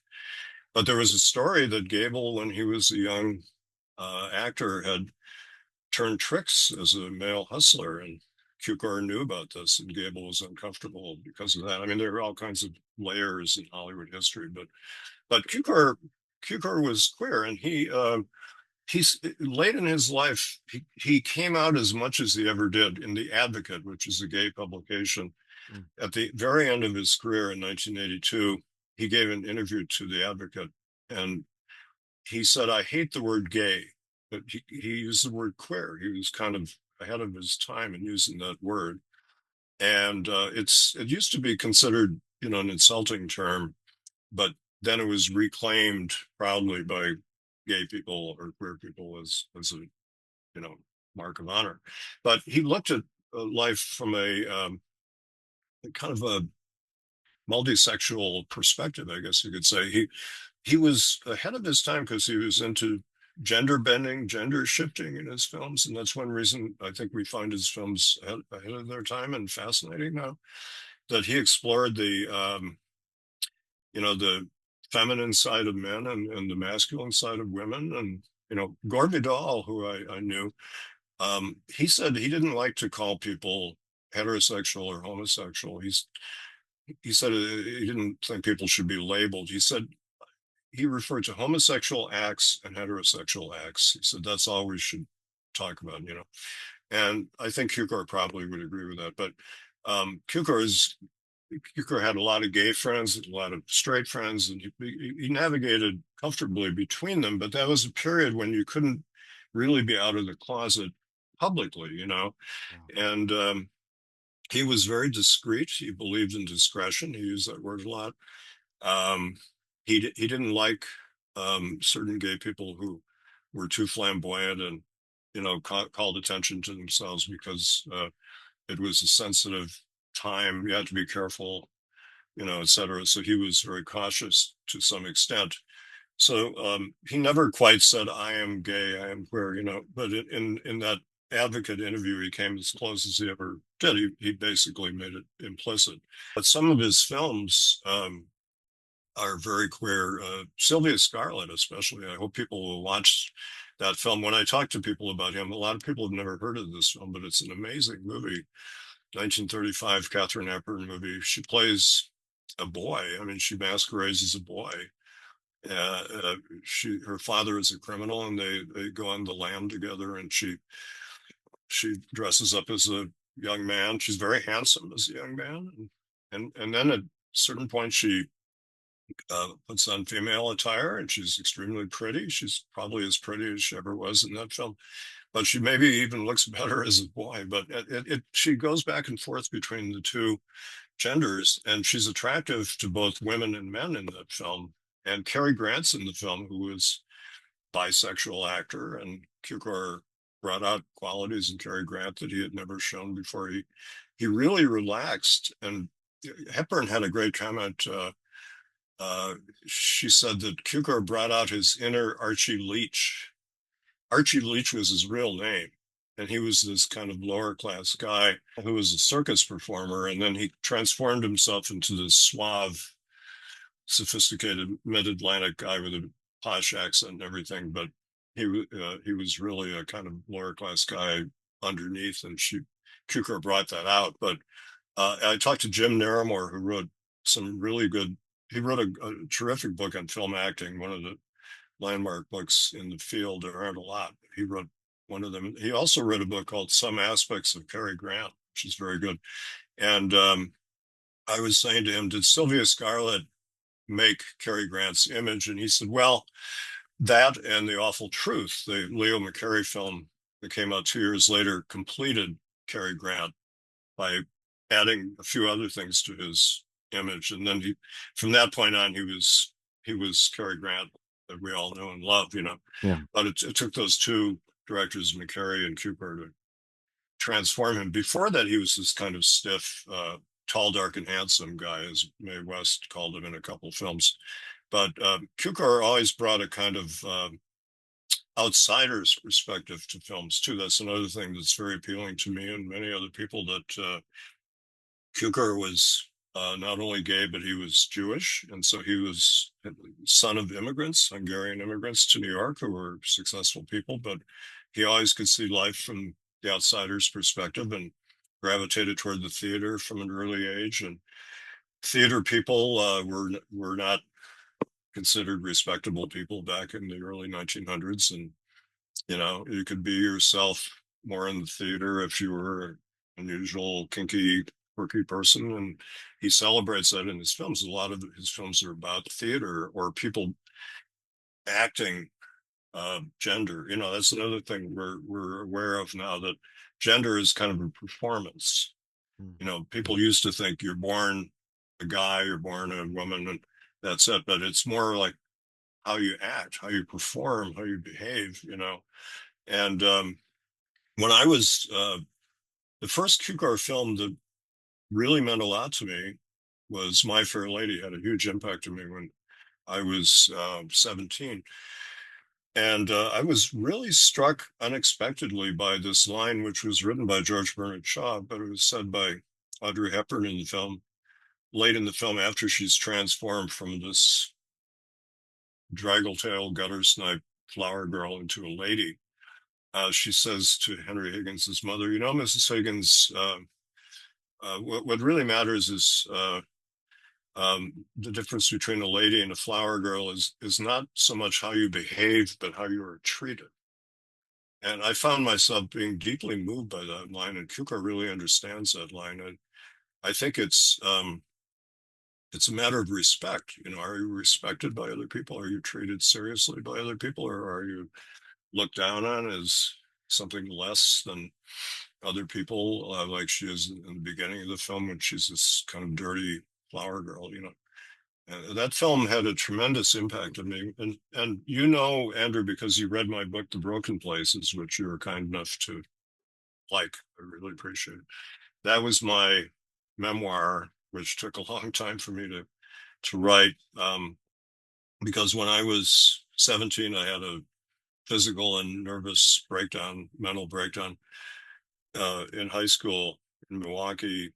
I was a Catholic kid going to Catholic school, and I took Catholicism too seriously, and I was had a lot of problems with sex and guilt and everything connected to it. My parents were alcoholics too, and so it was a very dysfunctional background. So I had this breakdown, and I was put into a mental hospital. And then when I started getting better, I was allowed out on weekend passes. And I would go see movies in downtown Milwaukee. And those were the days when first run movies would play downtown for months, you know, like My Fair Lady or Lawrence of Arabia, those kind of films. And so that was my big um, pleasure to go to these movies. And so I saw My Fair Lady 5 times. And in the hospital, I met this wonderful young woman, Kathy Wolf, who was part Native American and part Irish. Again, a kind of marginal outsider kind of person. And she was mentally troubled and had a tough background. But she was the one who kind of brought me out of my shell and kind of was Pygmalion to my Galatea, or she was Henry Higgins. I was Eliza Doolittle, she was Henry Higgins, you know. So I responded very personally and very emotionally to that film. It meant more to me. You know, I think the two films that meant the most to me in my life were Citizen Kane, which turned me into a cinephile, and My Fair Lady, which kind of helped me to become a human being and helped me survive and taught me about life, you know. And I saw this film, and it was about this person being transformed by another person. And I also identified with Henry Higgins because when in high school I was into um, language. I was etymology was kind of my hobby. My first book was on baseball slang. I studied baseball language, and I wrote a book about it, which I began in 1963. And I was writing this book, you know, when I had my breakdown. And so I was kind of I like pedantry, you know, and I was read a lot of literature, and I was into British drama and all George Bernard Shaw, etc. So I identified with both Higgins and Eliza, and so I really responded to Cukor's film, and it's such a moving and sumptuous film, uh, but it really had a profound emotional effect on me, and people look down on that film. And I wrote a long chapter on that in George Cukor's People. I think people will find that a bit surprising because it's not a film that is held in high critical regard. And I get kind of my dudgeon gets up a bit in that chapter because I quote people putting it down and saying, well, it's very, you know, packaged film. It's very, you know, predictable or what. I mean, there are certain buzzwords they use kind of ignorantly to look down on this wonderful piece of work, but it's kind of the epitome of classic Hollywood craftsmanship, and it's sort of the end of that Hollywood system. It really works on every level, and it's a great Hollywood musical just at the end of that whole cycle. And but anyway, that film had such an effect on me. And the other film by Cukor that had a huge effect on me a few years later when I discovered it is Star is Born. And part of that is because I come from a family of alcoholics, and I'm a recovering alcoholic myself, and really understand James Mason's character, who plays this self-destructive alcoholic film star, a great performance, and it's a tremendous love story. And again, it's a Pygmalion Galatea story, which is very much like, you know, a director and an actor. And he rescues Judy Garland's character and makes her into a star while he's going downhill. And Mm. that's what happened with me and Kathy. You know, she rescued me, and you know, I went on and did well, and then she destroyed herself, and that's very much like A Star Is Born. That's the classic kind of tale. And I remember I'd forgotten about this, but when I was researching the Cukor book, I found a letter I wrote in 1972 to the British Film Institute because I had done my first book on Wells for the British Film Institute Cinema One series, and I proposed a book on A Star Is Born. I wanted to write a book on one film, and I don't remember what they said. I guess they didn't go for it because, you know, I didn't do it. My friend Ron Haber later did a good book on A Star Is Born, and he made it his mission to restore this mutilated masterpiece, and he found some of the footage that was lost, and he found the soundtrack and things, and did a wonderful job of restoring it. He wrote a book about that. But I wanted to write that book back then, you know. And Cukor, his work is full of alcoholic characters and self-destructive characters, and that's another reason I like his work. And I thought about it for long and hard. He was not an alcoholic himself. He had some problems with weight, and he had some problems with anger, you know, kind of addictive personality to some extent. But I really think what the alcoholism for him was kind of a metaphor for the the self-destructive side of his personality that he controlled very well, to navigate the world of being an outsider in a very difficult social scene, Hollywood, and keep your equilibrium, keep your career going for more than 5 decades, which is unusual for most directors of his era retired or he did. But he managed to keep whatever disruptive parts of his personality were in balance and in check. And so his films explore this conflict between self-control and self-destruction. That's a great part of their appeal, and many different kinds of stories reflect that. And that's one reason I gravitate toward Cukor, I think. There was a question actually that I was going to ask when I was writing out my questions that you answered just now. Um, but I didn't know how to phrase it. The question was that I was going to ask that I didn't ask was you're Joe McBride. You're an acclaimed. You are the great film professor.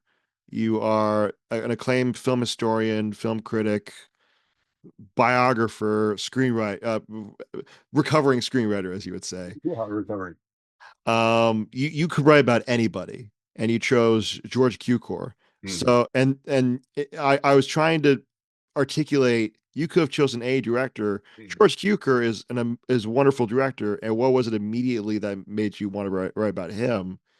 And it's that you both kind of felt like outsiders, or at least at certain points in your life. Yeah, yeah. I realized. Well, thank you for the nice words. I realized after I wrote 3 biographies, it's funny because you don't always. I mean, I think I have a pretty high degree of self-knowledge, but we all have things about ourselves we don't really understand until later, maybe. When I wrote my 3 biographies, Ford, Capra, and Spielberg, I realized they all have to do with ethnicity and different Mm, attitudes toward ethnicity, and each person handled his ethnic background in different ways.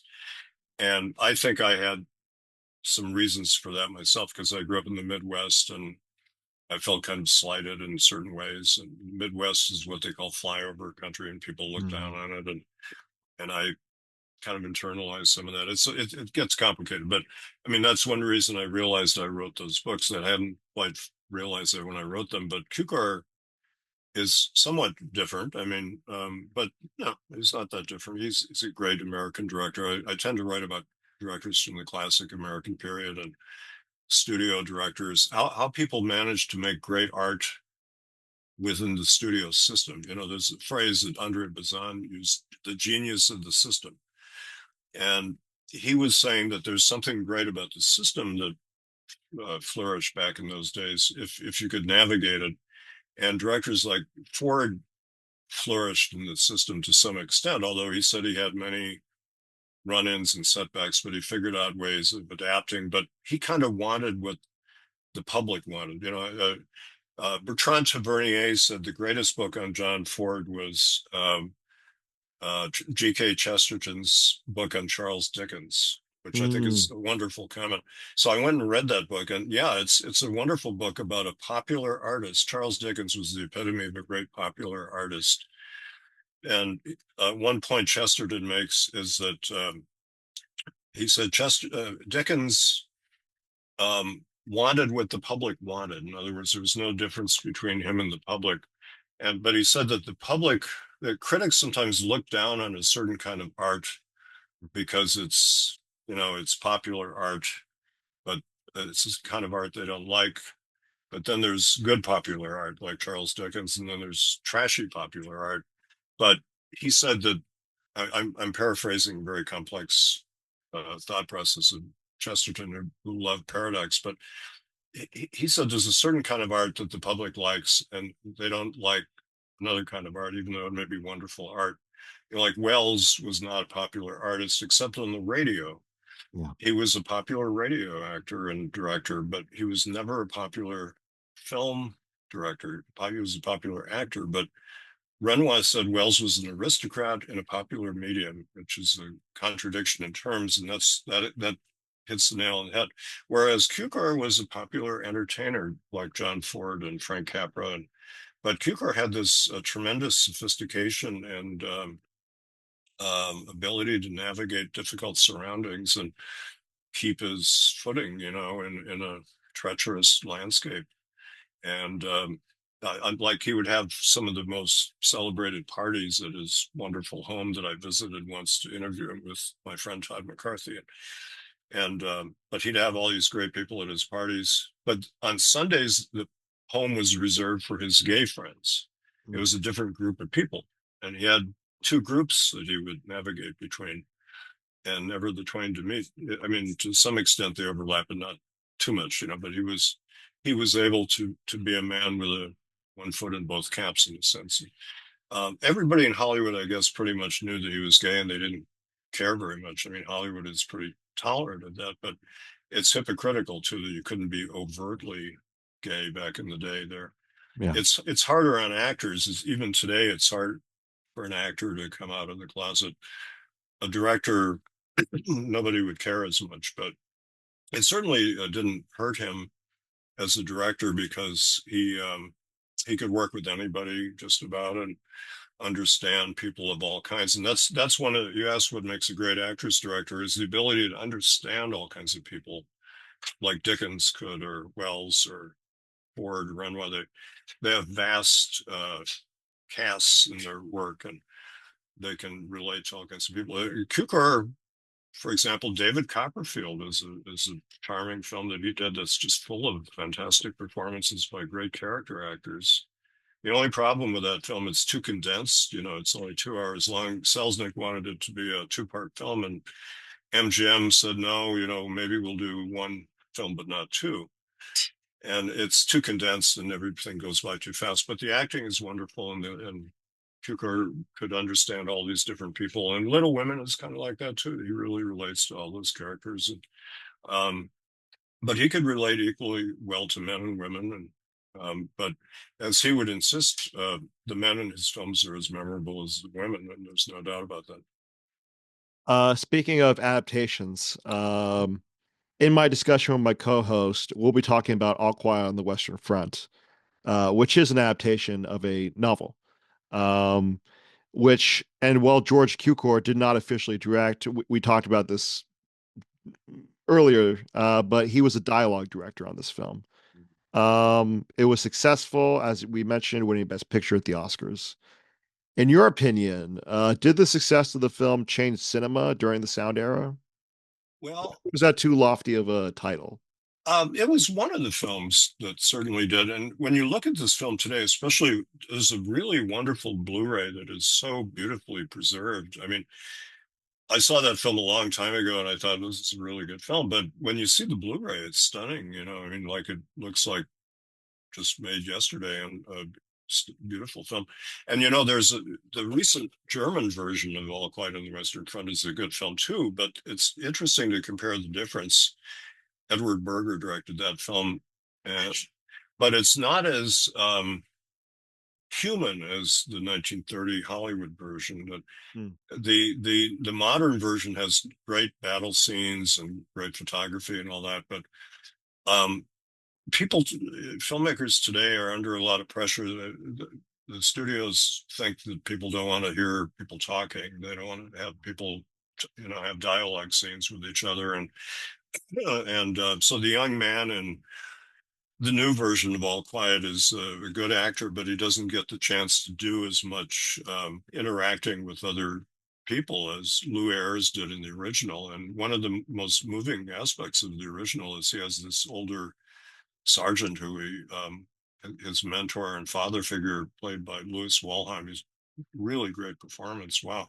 Um, but their relationship is so moving and touching and funny, and it's Louis Milestone, the director, spends a lot of time on it, and but the battle scenes in the original film are fantastic too, and they set kind of a new standard for authenticity and violence. So it has it all. It's got everything. It has a few flaws. I mean, sometimes the acting gets florid, and people turn their eyes to the heavens and say prayers and things like that that are kind of corny. But generally, the acting is very naturalistic and very unaffected. And Lou Ayres is a marvelous young actor. He's only 20 years old in that film. And Cukor directed him again in Holiday. He has a great drunk scene in Holiday. It's one of the greatest scenes Cukor ever did. He plays an alcoholic, rich guy who's kind of a sad, futile character, but he's charming.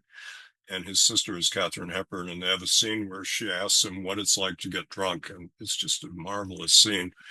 And so I start my study of Cukor actors with those two performances, Lou Ayres in All Quiet and Lou Ayres in Holiday. And one thing that I found in my research that I was kind of surprised by was Ayres didn't really like Cukor when he worked on All Quiet. He said he was too overbearing, that when I mentioned Cukor would talk up a storm with actors and kind of rehearse them a lot. Ayres, being 20 years old, thought Cukor was, stern taskmaster, made him redo lines over and over and over. And some of the other young actors felt the same. And I think Cukor had a few things to learn when he came out to Hollywood. He learned to modulate his approach and be a little more diplomatic over time. But 8 years later, when he directed Ayres and Holiday, Ayres thought, hey, Cukor is just the most marvelous guy. He doesn't tell me what to do at all. And I'm sure that's exaggerated too. There's kind of in between. But he's just wonderful in both films. But I study minute by minute or second by second the details of the acting. And part of the challenge of this George Cukor's People book is to how you describe acting. You describe the body language of people. And when I teach screenwriting, I talk about body language expresses character as much as dialogue does, and Yeah. facial expressions. How do you describe facial expressions? And one thing that is not fun to read is plot description. When you read Mm. in a film book, when somebody's describing a plot, it gets pretty deadly. But so I try really hard to make it entertaining and vivid, and I think I succeed because I write about the moments that are most striking and most um, indicative of the characters and try to keep it fun and entertaining. And I think that works. But anyway, the Lou Ayres stuff. So I think that, 1930 was a transitional year for sound. The first sound pictures came out in, you know, 27, 28, 29. Yeah. Lubitsch helped pioneer sound in 1929. He did The Love Parade, which is a musical that's very, very free and lively. Yeah. But the camera is kind of restricted because it had to be in this box at the time, and so it doesn't move very much. But by the time, only 1 year later, they managed to move the camera a lot more in All Quiet on the Western Front. And the same year, Sternberg did Morocco, which is a good early sound film, very stylized, but visually very adventurous. And so, and Mamoulian did Applause in 1929, where he moved the camera around. And so by 1930, they were learning to do sound films that were as lively as silent films. And Mary Pickford made the profound comment. She said it would have been more natural for silent pictures to grow out of talking pictures rather than the other way around. And silent pictures had reached kind of the pinnacle of the art form, I think, in 1927 with Sunrise, the great Murnau film. And then they got this hybrid period that wasn't usually very good. But Cukor came along and he helped these young actors who were, Lou Ayres was not a well-known actor. He'd only done a couple of films before. And they offered the role to Douglas Fairbanks Jr., who had more experience, but for some reason he didn't do it. I worked with him later and I didn't know about that. I could have asked him about it. But Wow. Ayres was kind of fresh. And so he was kind of, clay that Cukor helped mold. And that's good, because these young guys didn't have a lot of technique to unlearn. And Lou Ayres was a musician too. He came out of he had a little band with some friends of his. And he was a performer, and he was a really handsome guy too. And Cukor worked with him very well. But he doesn't do a lot in the film in terms of, we talked about less, less, less. Hitchcock had a great line. He says in Truffaut's interview book, Uh, he says a good film actor is somebody who does nothing well. And that's an old joke about the British aristocracy, that they do nothing well, you know. Right. And Hitchcock was alluding to that. And what he means is that a good film actor, like let's say Steve McQueen, who's a great film actor, or Gary Cooper, if you just photograph those people and just let the camera look at them for 30 seconds or a minute, fascinating things will be going on in their face because they have expressive faces, which not everybody has, but these good film actors have that. And then when they talk, they seem natural, and that's kind of what Cukor helped people learn how to be natural. And Oscar Wilde had a great line. He said, "To be natural is such a difficult pose to keep up." You know, Right. it's not something you can just say, "Be natural," and that wouldn't work because people would freeze up. So Cukor had to kind of train people like Lou Ayres to be natural on screen and just be themselves, whatever that might be, and relax and don't act. And that's part of what he brought to films. But then he worked with such a range of people. I mean, John Barrymore, Frederick March, Greta Garbo, who had great technique, and all kinds of actors and different kinds of actors. Joan Crawford, he brought out the best in Joan Crawford and Norma Shearer, and into the 60s with Jane Fonda and Claire Bloom and Maggie Smith and Travels with My Aunt. And Laurence Olivier said of Love Among the Ruins, he said it was his most enjoyable professional experience in film. I thought that was quite a statement for him. Wow. Because he wasn't always a good film actor. He was a great stage actor, apparently. I didn't see him on the stage, but I often thought Olivier was kind of hokey on film. But he's so marvelous in Love Among the Ruins. Cooper, he plays a kind of a bigger than life character. He's a barrister. He's a theatrical kind of guy, but he's a vulnerable man. He's got a lot of emotional issues and things. And Cukor just brings out so many sides of his personality, especially in two scenes with Hepburn. The two of them have wonderful scenes together, and he's just being himself, whatever that is. And that's what Cukor excelled at. He helped people find out who they were, at least who they present themselves as being, and then what they become. A movie star, as I said, creates a persona and then lives that persona. And that's where we go to see them over and over again.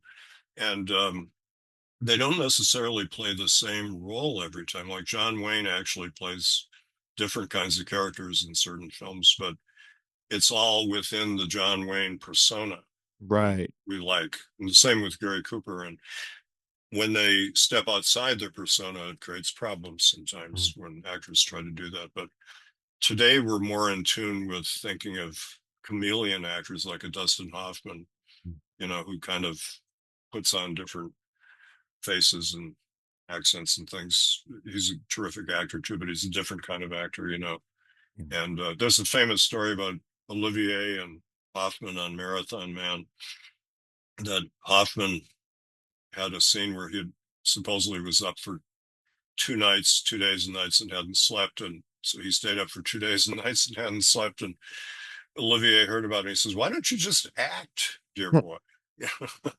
But it's, the Robert De Niro in Raging Bull, when he gained, 75 pounds or something to be this heavy guy.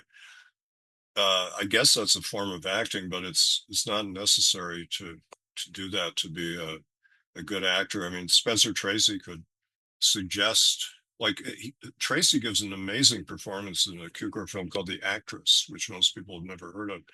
He plays the father of Gene Simmons, who is playing Ruth Gordon as a young girl, and she's a girl living in a small town in Massachusetts and wants to be an actress. And her father is this former sea captain, and he's just an amazing human being, complicated guy. But as the film goes along, you see more and more facets of this man. But he has kind of a weighty body. It's like an anchor holding him down because he's gotten middle aged and heavy, and he's got short hair, and he's kind of stolid, and yet he has this very emotional inside insides come out in the film. and he flowers as a human being throughout the film. It's just a great performance. So Cukor could bring that out of people, and even if they didn't know they had it in them, Cukor would help them find it. That's his secret, I guess, is a great actor's director. Last question for you. You dedicated this book to your son and teacher, John McBride. What did your Yeah, son teach you? yeah, he's a wonderful teacher. My son John is a he's now a graduate student at our school, San Francisco State, where I'm teaching cinema, and he's studying math. He's going for his master's right now, and he got his math degree at Stanford. He's way beyond what I learned in math. I mean, but what's amazing about him is from childhood onward, I would ask him to tell me stuff, teach me stuff about one thing or another, and he was always into science when he was little, and he still is. And now he knows a lot about literature and history and a lot of other subjects in math, of course. But for example, I would say, "Tell me about radar." And he'd give me a 5-minute course on radar, and it would be very articulate, very clear, or he'd give me half an hour on radar. One time I was in a fast food place in Palo Alto with John, and he was telling me about radar. And there was this old man at another table kind of looking at us like, this kid talking about it. And the old man kind of motioned to us and said, "Come on over, guys." So we went and talked to this fellow. And it turned out he was one of the people who developed radar at, Wow. at either Stanford or Caltech, I forget which, during World War II when radar was really developed. And he was just fascinated with this kid knowing about radar. And so he told us all about radar. And I mean, I'm a journalist. I've been a journalist my whole life, and I just love talking to people and hearing from guys like that.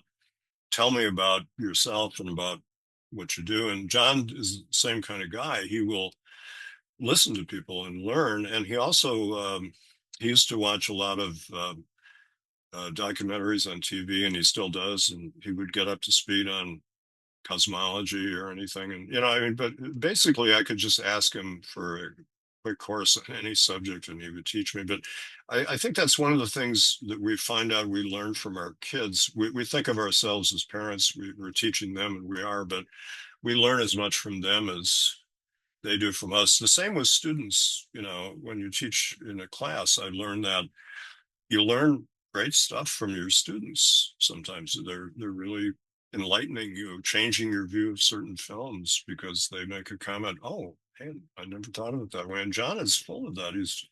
He's full of insights, and he also went with me to films from an early age. And I would take him to screenings in LA, and then we would watch films together on TV, and he always had really insightful comments. But he's going to be a teacher, and he is a teacher. He's now a graduate teaching assistant, so he's actually drawing a paycheck as a teacher. He's very proud of that, and he's going to be a math teacher professionally, and he's going to be terrific at that. And so I thought, hey, okay, I'm writing a book, and he helped teach me what I know. Well, congratulations to him on his advancement in his academic career, and congratulations to you on George Cukor's People.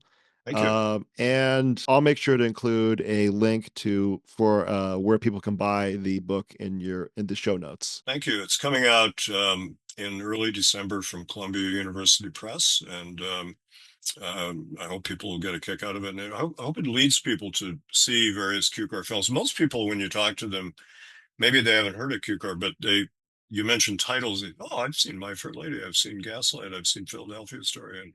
But Stars maybe, Born, yeah, yeah. yeah, maybe they haven't heard of some of the films like Sylvia Scarlett or Pat and Mike or whatever, but they're great films, and they can discover them through this book, I hope.